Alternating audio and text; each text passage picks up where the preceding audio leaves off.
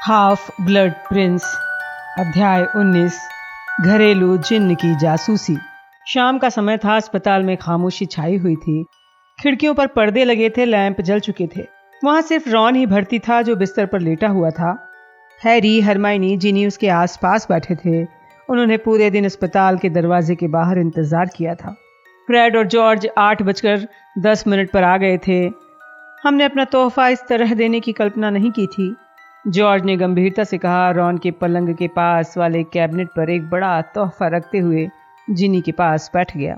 हम लोग हॉग्समीड में थे और उसे हैरान करने का इंतजार कर रहे थे, जॉर्ज ने कहा।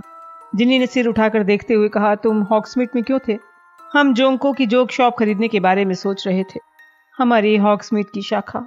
लेकिन इससे तुम्हें क्या फायदा होगा, क्योंकि तुम्हें तो वीकेंड पर हमारा सामान खरीदने की इजाजत नहीं है। लेकिन इस वक्त इस बारे में क्यों सोचना?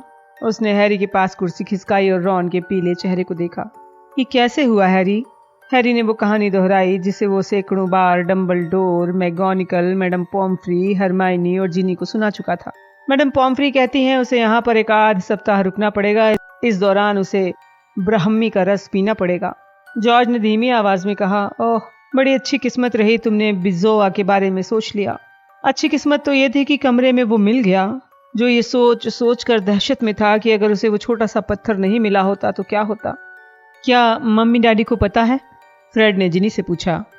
वो 1 घंटे पहले आकर उसे देख गए हैं। वो इस समय डम्बलडोर के ऑफिस में हैं, जल्दी ही लौट आएंगे। खामोशी छाई रही। जब वो सभी नींद में रॉन का बड़बड़ाना सुनने लगे, फ्रेड ने धीरे से कहा, तो उस बोतल में जहर मिला था? हाँ, हैरी ने तत्काल कहा। वो किसी चीज के बारे में नहीं सोच सकता था और दोबारा इस बारे में बातचीत करने का मौका पाकर खुश था। स्लग हॉर्न ने शराब गिलासों में भरी। क्या वो तुमसे नजर बचाकर रॉन की गिलास में कुछ डाल सकते हैं? शायद। लेकिन स्लग हॉर्न रॉन को जहर क्यों देंगे? क्या पता। तुम्हें ये तो नहीं लगता कि उन्होंने गलती से गिलास बदल दिए हों? हो सकता है वो तुम्हें जहर वाला गिलास देना चाहते हों। लेकिन स्लग हॉर्न हैरी को जहर क्यों देना चाहेंगे? जिनी ने बात काट दी। मैं नहीं जानता। इस समय बहुत से लोग हैरी को जहर देना चाहते हैं, चुनिंदा जादूगर और भी न जाने क्या क्या। जिनी ने कहा, तो तुम्हें लगता है कि स्लग हॉर्न प्राणभक्षी है? फ्रेड ने संदेह भरे स्वर में कहा, कुछ भी संभव है। हो सकता है वो सम्मोहन शाप के वशीभूत होकर काम कर रहे हों। वो निर्दोष भी तो हो सकते हैं। हो सकता है जहर बोतल में हो, जिसका मतलब ये कि वो स्लग हॉर्न के लिए था। स्लग हॉर्न को कौन मारना चाहेगा? डम्बलडोर के अनुसार वोल्डेमार्ट स्लगहॉर्न को अपने दल में शामिल करना चाहता है, हैरी बोला। स्लगहॉर्न हॉगवर्ट्स आने के पहले 1 साल से छुपे हुए थे और उसने उस याद के बारे में सोचा जो डम्बलडोर अब तक स्लगहॉर्न से नहीं निकलवा पाए थे, और शायद वोल्डेमार्ट उन्हें रास्ते से हटाना चाहता है। शायद वो सोचता होगा कि वो डम्बलडोर के लिए मूल्यवान साबित हो सकते हैं। लेकिन तुमने कहा था कि स्लगहॉर्न ये बोतल क्रिसमस पर डम्बलडोर को देने वाले थे। ये भी हो सकता है कि जहर देने वाला डम्बलडोर की जान लेना चाहता हो। तब तो जहर देने वाला स्लगहॉर्न को ज्यादा अच्छी तरह नहीं जानता था। हरमाइनी ने घंटों बाद पहली बार कुछ कहा। उसकी आवाज से ऐसा लग रहा था जैसे उसे बुरी तरह सर्दी हो गई है। जो भी स्लगहॉर्न को जानता है उसे ये पता होना चाहिए, इस बात की काफी संभावना है कि वो इतनी स्वादिष्ट चीज खुद रख लेंगे। हरमाइनी, रॉन अप्रत्याशित तरीके से बड़बड़ाया। वो खामोश हो गए, चिंता से देखने लगे। लेकिन एक पल तक अस्पष्टता से बड़बड़ाने के बाद रॉन खर्राटे लेने लगा। कमरे का दरवाजा खुल गया। वो चौंक कर उछल गए। हैग्रिड उनकी तरफ तेजी से आ रहा था।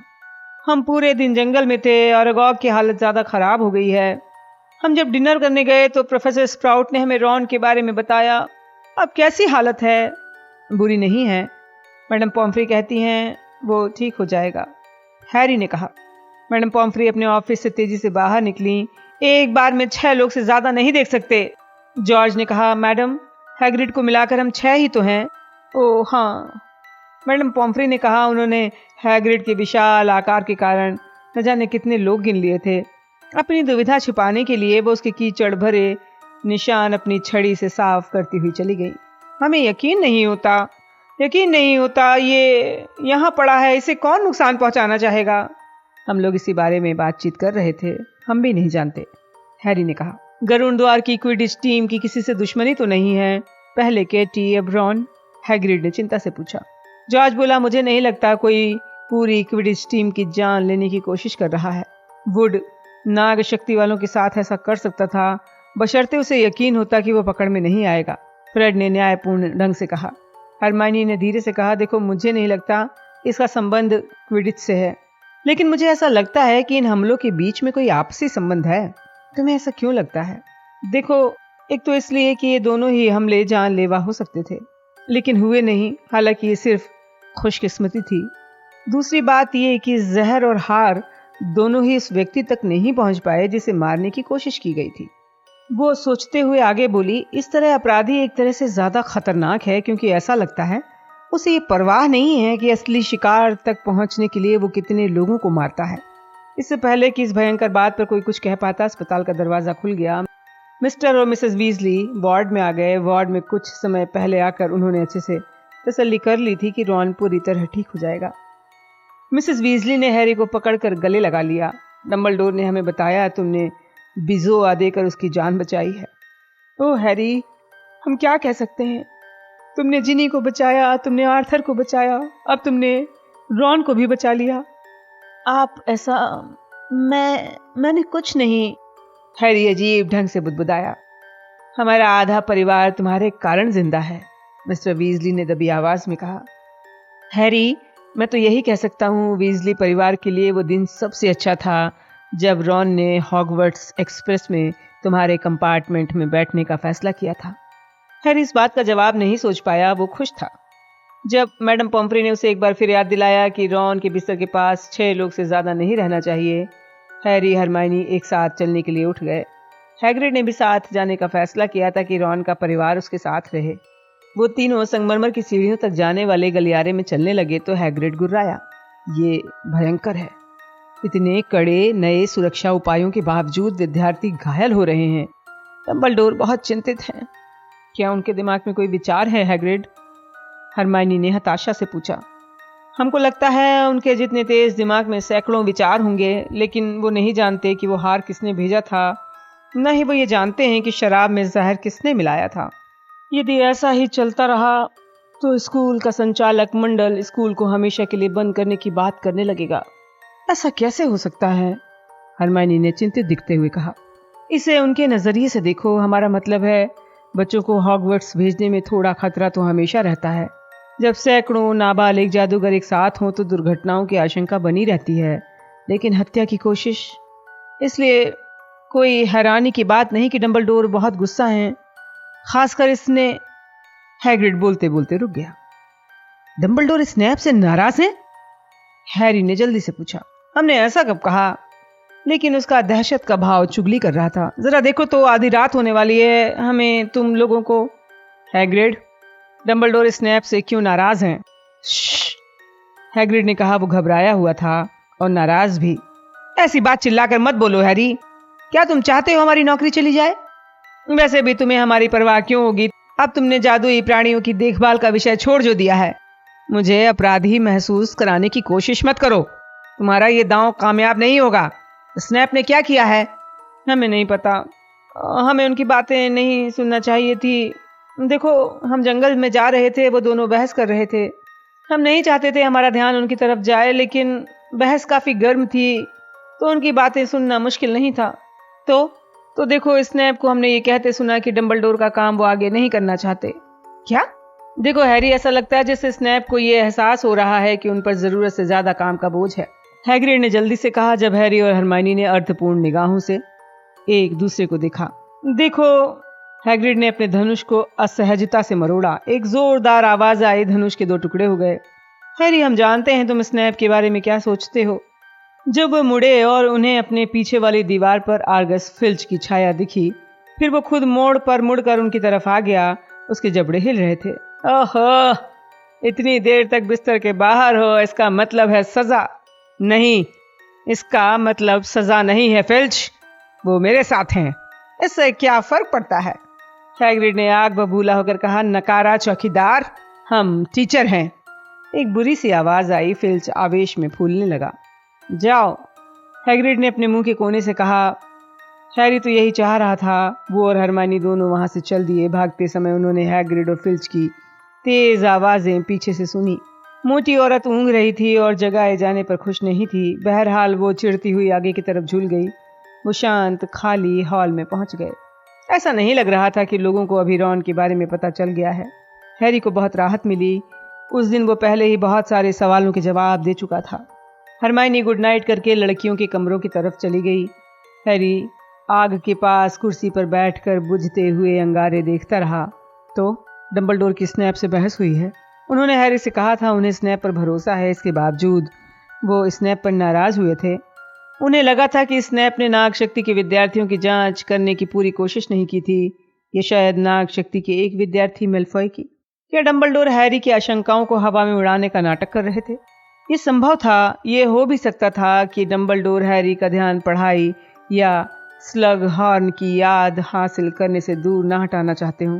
शायद डंबलडोर को ये ठीक नहीं लगता हो कि वो स्टाफ के प्रति अपनी शंकाएं 16 साल के विद्यार्थी को बताएं। हैरी डर कर उछल गया। उसने छड़ी तान ली। उसे इस बात का यकीन था वो हॉल में अकेला है। दूर वाली कुर्सी से एक आकृति अचानक उठकर खड़ी हो जाएगी, उसने सोचा भी नहीं था। करीब से देखने के बाद पता चला वो कॉर्मैक मैकलेगन है। मैं तुम्हारे लौटने का इंतजार कर रहा था। मेरी आंख लग गई थी। देखो, मैंने सुबह वीजली को अस्पताल जाते देखा है। ऐसा नहीं लगता वो अगले सप्ताह तक ठीक हो पाएगा। मैकलेगन किस बारे में बात कर रहा है समझने में हैरी को थोड़ा वक्त लगा। ओह अच्छा, क्विडिच, उसने कहा, अपनी छड़ी दोबारा अपनी जीन्स के बेल्ट में रखते हुए थके अंदाज में बालों पर हाथ फेरा। हाँ, हो सकता है वो ठीक ना हो पाए। तो मतलब मैं कीपर बन जाऊंगा, है ना? मैकलेगन ने कहा। हाँ, ऐसा ही है, क्योंकि इसके खिलाफ वो कोई तर्क नहीं सोच पाया था। ट्रायल्स में रॉन के बाद मैकलेगन का प्रदर्शन सबसे अच्छा था। बहुत बढ़िया, मैकलेगन ने संतुष्ट आवाज में कहा। तो प्रैक्टिस कब है? क्या? ओह, कल शाम को। अच्छा, मुझे तुमसे एक बात करनी चाहिए। मेरे पास रणनीति के बारे में कुछ विचार हैं जो तुम्हें उपयोगी लग सकते हैं। ठीक है, कल सुनूंगा। अभी मैं बहुत थका हुआ हूँ। मिलते हैं। रॉन को जहर दिया गया है, ये खबर अगले दिन हर तरफ फैल गई थी, लेकिन इससे उस तरह की सनसनी नहीं फैली जिस तरह केटी पर हुए हमले से फैली थी। लोगों को लगा ये दुर्घटना है। वास्तव में गरुड़द्वार के विद्यार्थी मेहनतकश के खिलाफ होने वाले क्विडिच मैच में ज़्यादा दिलचस्पी ले रहे थे। उनमें से ज़्यादातर ये देखना चाहते थे कि मेहनतकश टीम के धावक जकारियस स्मिथ ने नाग शक्ति के साथ हुए शुरुआती मैच में कमेंट्री करते समय गरुड़द्वार वालों के खिलाफ जो बुरी बातें कही थी उसके लिए उसे क्या सज़ा दी जाएगी। बहरहाल हैरी की क्विडिच में दिलचस्पी खत्म हो गई थी। वो दिन रात ड्रेको मेलफॉय के बारे में सोचता रहता। जब भी मौका मिलता नक्शे में मेलफॉय को देखने लगता। वो कई बार वहां चला जाता जहां मेलफॉय हो सकता था, लेकिन ऐसे कई समय होते थे जब मेलफॉय नक्शे से गायब हो जाता था। बहरहाल हैरी को इस समस्या के बारे में ज़्यादा सोचने का वक्त नहीं मिलता। क्विडिच प्रैक्टिस और होमवर्क के अलावा अब वो जहां भी जाता कॉर्मैक मैकलेगन और लेवेंडर ब्राउन उसे घेर लेते। वो ये फैसला नहीं कर पाया कि उन दोनों में से वो किससे ज़्यादा चिढ़ता है। मैकलेगन उसे लगातार बताता रहता कि अगर रॉन के बजाय वो टीम का स्थायी कीपर बन जाएगा तो कितना अच्छा रहेगा। इसके अलावा वो हैरी को विस्तृत प्रशिक्षण योजनाएं बताता रहता। इस वजह से हैरी को एक से अधिक बार उसे याद दिलाना पड़ा कि कप्तान मैकलेगन नहीं है बल्कि वो है। इस दौरान लेवेंडर हैरी के पास आकर रॉन के बारे में बातें करती रहती। इन बातों से हैरी लगभग इतना ऊब चुका था जितना कि क्विडिच के बारे में मैकलेगन के भाषणों से। पहले तो लेवेंडर इस बात पर नाराज थी कि किसी ने उसे नहीं बताया कि रॉन अस्पताल में है, लेकिन दुर्भाग्य से उसने हैरी के इस भुलक्कड़पन को माफ़ करने का फैसला कर लिया था और वो रॉन की भावनाओं के बारे में हैरी से गहरी बातचीत के लिए उतावली थी। देखो, तुम इन सब के बारे में रॉन से बातें क्यों नहीं करती हो?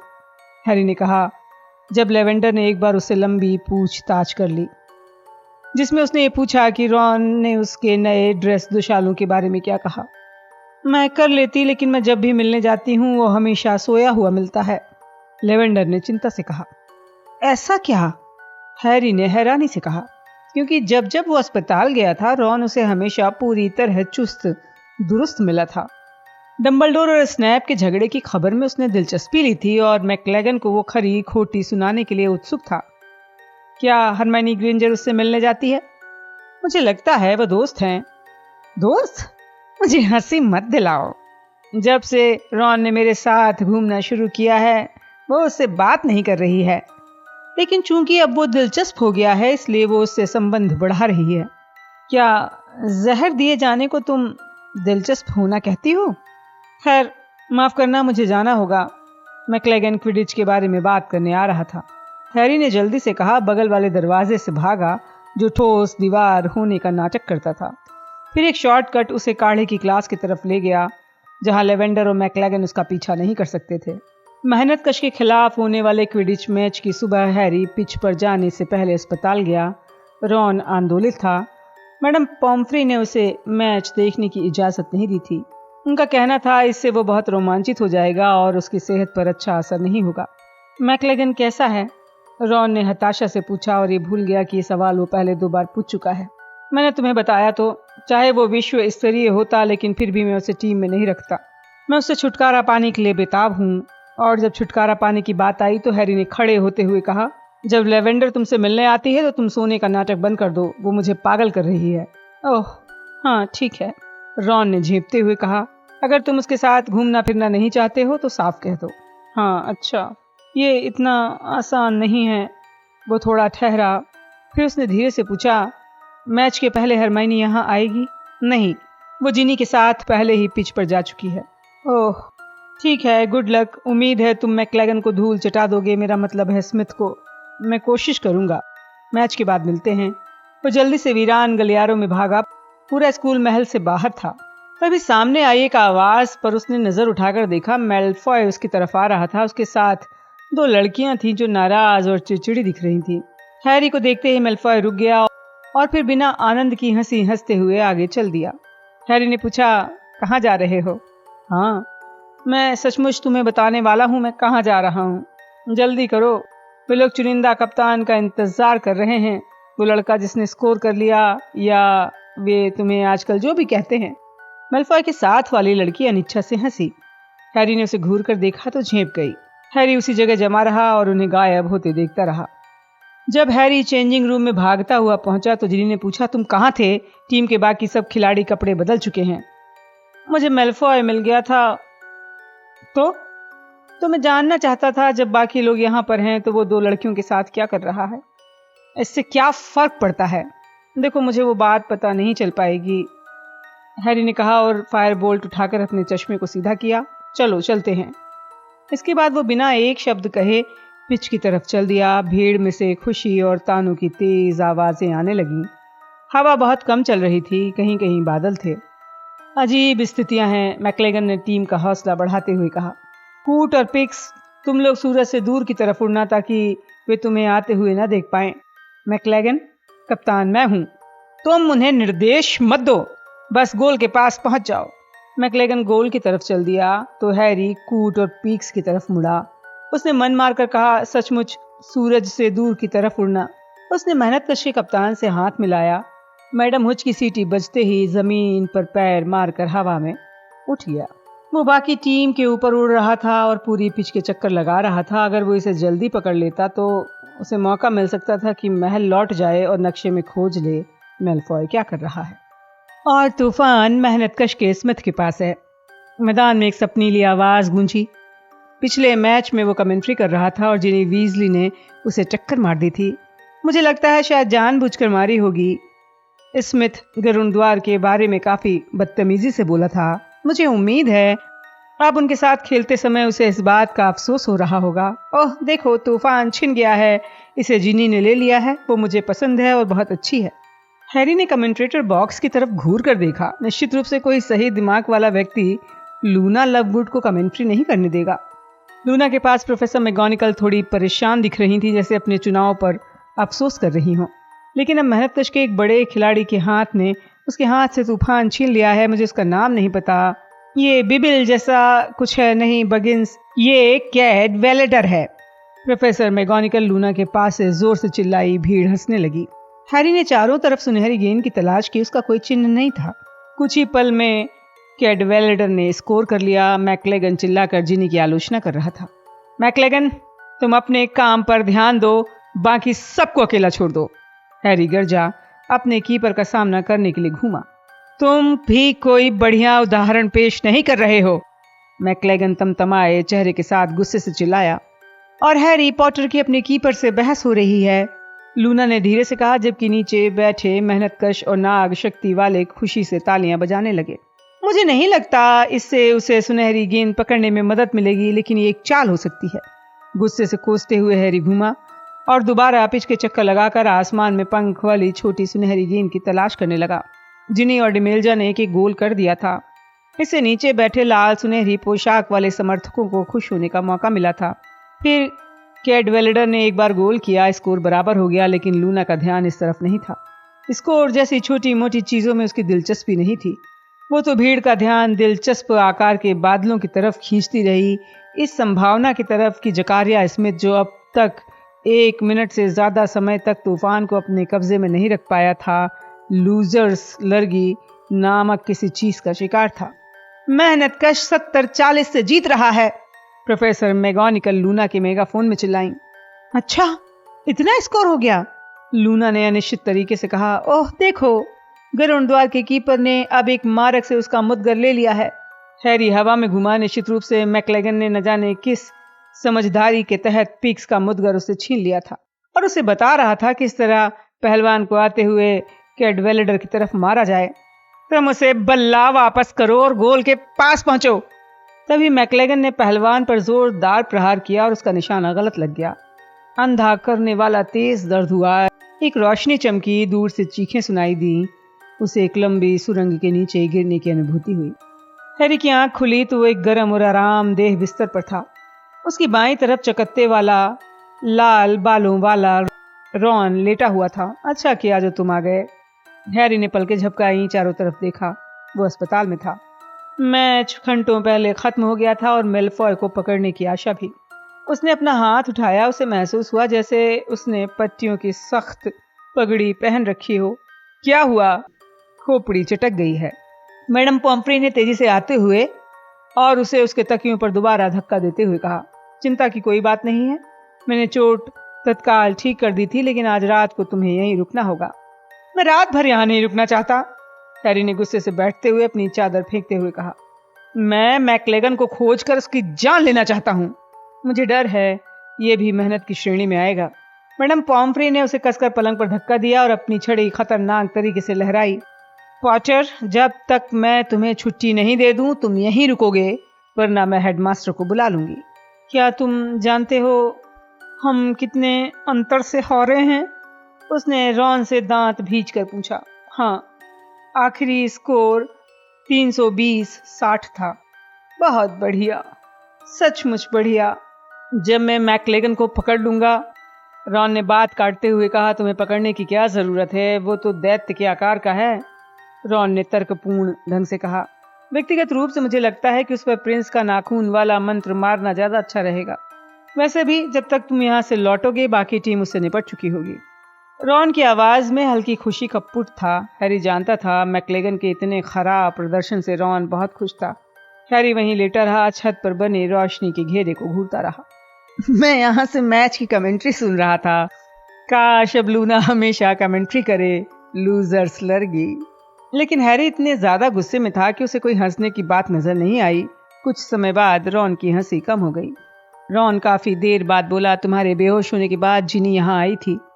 उसका कहना था कि तुम मैच के लिए बिल्कुल समय पर पहुंचे थे। ऐसा कैसे हुआ? तुम तो काफी पहले निकल गए थे।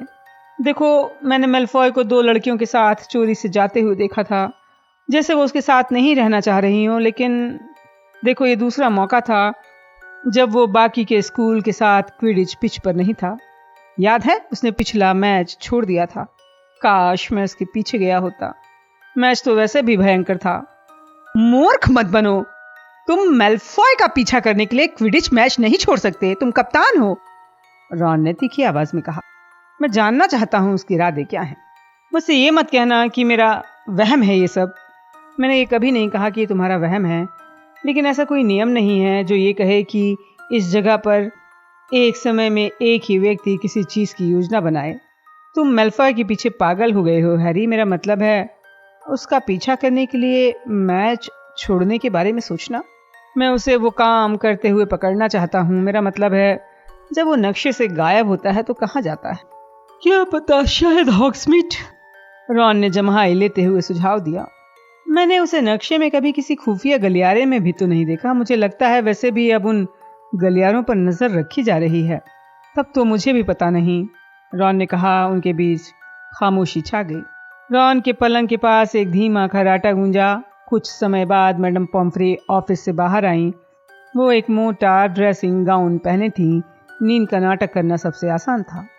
हैरी ने करवट ली और सुना कि वो अपनी छड़ी लहराकर चारों तरफ के पर्दे लगा रही थी। पीछे से दरवाजा बंद होने की आवाज सुनकर वो जान गया कि वो सोने चली गई हैं। हैरी ने अंधेरे में लेटे लेटे सोचा, क्विडिच की चोट के कारण वो तीसरी बार अस्पताल आया है। उससे पहले प्रोफेसर लॉकहार्ट ने फूहड़पन से उसके हाथ की हड्डियां हटा दी थी। वो अब तक की सबसे दर्दनाक चोट थी। एक रात में हाथ की पूरी हड्डियों के उगने का भयंकर दर्द, और आधी रात को एक अप्रत्याशित आगंतुक के आने से भी वो कम नहीं हुआ था। हैरी तनकर बैठ गया। उसका दिल तेजी से धड़कने लगा और उसकी पट्टियों की पगड़ी तिरछी हो गई। उसे समाधान मिल गया था। मेलफॉय का पीछा करवाने का तरीका वो कैसे भूल गया था। उसने पहले क्यों नहीं सोचा। प्रयोग करने के लिए हैरी अंधेरे में धीरे से बोला, क्रिचर। खट्ट से बहुत तेज आवाज हुई। खामोश कमरे में छीना झपटी और चूं चूं की आवाजें भर गईं। रॉन झटके से जाग गया। क्या हो रहा है? मैडम पॉम्फ्री भागती हुई वहां ना आ जाए, इसलिए हैरी जल्दी से अपनी छड़ी उनके ऑफिस की तरफ करके बुदबुदाया, ध्वनि दमन। फिर वो अपने पलंग के सिरे पर पहुंच गया ताकि देख सके क्या हो रहा है।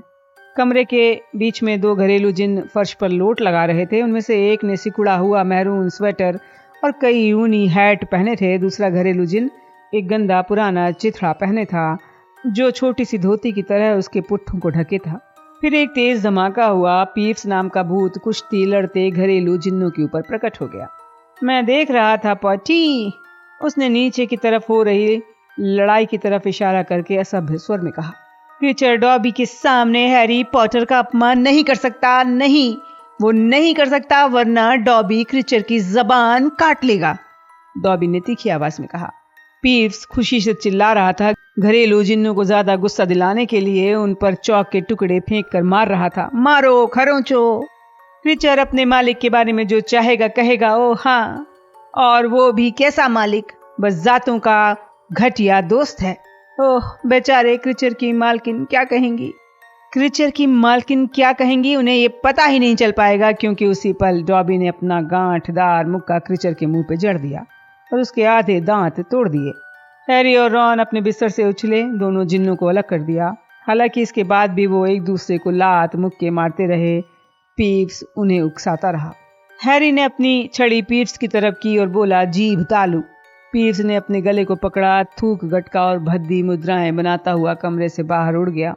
बहुत बढ़िया, रॉन ने तारीफ करते हुए कहा। डॉबी को हवा में उठा लिया ताकि उसके तेजी से लहरा रहे अंग क्रिचर के शरीर से संपर्क न कर पाए। ये प्रिंस का एक और मंत्र था, है ना? हाँ, हैरी ने क्रिचर की दुबली बाह को मरोड़ते हुए कहा। ठीक है, मैं अब तुम्हें एक दूसरे से लड़ने के लिए मना करता हूँ। क्रिचर, तुम्हें डॉबी से नहीं लड़ना है। डॉबी, मैं जानता हूँ मैं तुम्हें आदेश नहीं दे सकता। डॉबी आजाद घरेलू जिन्न है। वो जिसका चाहे आदेश मान सकता है, और डॉबी वो करेगा जो हैरी पॉटर उससे करवाना चाहता है, डॉबी ने कहा। आंसू अब उसके सिकुड़े हुए छोटे चेहरे से स्वेटर पर बह रहे थे। अच्छा, मालिक ने मुझे बुलाया था, क्रिचर ने टर टर करती आवाज में कहा, झुककर सलाम किया। हालांकि वो हैरी को जिस तरह देख रहा था उससे ये स्पष्ट था वो हैरी की दुखद मौत से ज्यादा कुछ नहीं चाहता। हाँ, मैंने तुम्हें बुलाया था। हैरी ने मैडम पॉम्फ्री के ऑफिस की तरफ देखा। अंदर की खामोशी बता रही थी कि उन्होंने हंगामा नहीं सुना। मैं तुमसे एक काम करवाना चाहता हूँ। मालिक जो चाहते हैं क्रिचर वही करेगा, क्रिचर ने कहा, जो अब इतनी नीचे झुक गया था कि उसके होंठ उसके पैर के अंगूठों को छू रहे थे। क्योंकि क्रिचर के पास कोई विकल्प नहीं है, लेकिन क्रिचर को अपने मालिक पर शर्म आती है। डॉबी वो काम कर देगा हैरी पॉटर, डॉबी चिचियाया। डॉबी हैरी पॉटर की मदद करके सम्मानित होगा। अच्छा, तो मुझे लगता है तुम दोनों ही इस काम पर लग जाओ। मैं चाहता हूं तुम ड्रैको मेलफॉय का पीछा करो। रॉन के चेहरे पर आए हैरानी और परेशानी के मिले जुले भाव को नजरअंदाज करते हुए हैरी ने आगे कहा, मैं जानना चाहता हूं वो कहाँ जा रहा है, किससे मिल रहा है, क्या कर रहा है। मैं चाहता हूं 24 घंटे उसका पीछा करो। ठीक है हैरी पॉटर, डॉबी ने तत्काल कहा। और अगर डॉबी इसमें कोई गलती करता है तो डॉबी सबसे ऊंची मीनार से नीचे कूद जाएगा हैरी पॉटर। उसकी कोई जरूरत नहीं है, हैरी ने जल्दी से कहा। मालिक मुझसे सबसे छोटे मेलफॉय का पीछा कराना चाहते हैं। मालिक चाहते हैं मैं अपनी पुरानी मालकिन के शुद्ध खून वाले खानदान के सदस्य की जासूसी करूं। हाँ, हैरी ने एक बड़ा खतरा देखा और तत्काल उसे रोकने का फैसला किया। और क्रीचर, तुम पर प्रतिबंध है। ना तुम उसे कुछ बताओगे, ना ही दिखाओगे कि तुम क्या कर रहे हो। उससे बात भी नहीं करोगे, उसे संदेश भी नहीं लिखोगे या उससे किसी तरह का संपर्क नहीं करोगे, ठीक है? उसने देखा क्रीचर उसके निर्देशों में कोई दरार खोजने के लिए छटपटा रहा था। हैरी ने इंतजार किया। एक दो पल बाद हैरी को बहुत संतोष हुआ जब क्रीचर ने एक बार फिर नीचे झुककर सलाम किया और द्वेष के साथ कहा, मालिक ने हर चीज के बारे में सोच लिया है और क्रीचर को आदेश मानना ही होगा। तो फिर ठीक है, मुझे नियमित रिपोर्ट चाहिए, लेकिन मेरे पास आते समय ये देख लेना आसपास दूसरे लोग ना हो। रॉन और हरमाइनी के होने से दिक्कत नहीं है, और किसी को भी ये मत बताना तुम लोग क्या कर रहे हो। बस जोंक की तरह मेलफॉय से चिपके रहना।